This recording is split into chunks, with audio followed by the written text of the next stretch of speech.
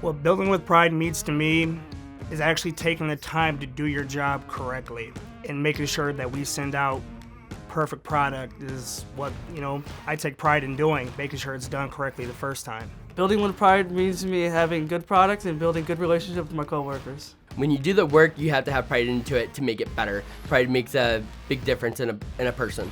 There's a better understanding and communication from the beginning to the end.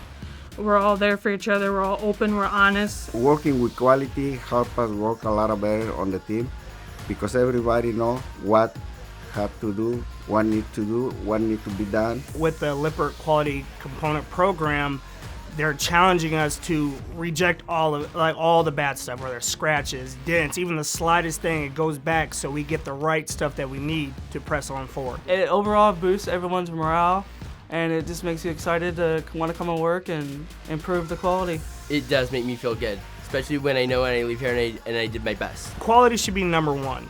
Quality is the main thing over quantity any day of the week, no matter what it is that we're putting out. It means a better product at the end of the day for all of us. Hey, I'm Trey. Hi, I'm Colleen. Hi, I'm Jacob. Hello, I am Santiago. Hi, I'm Quinn.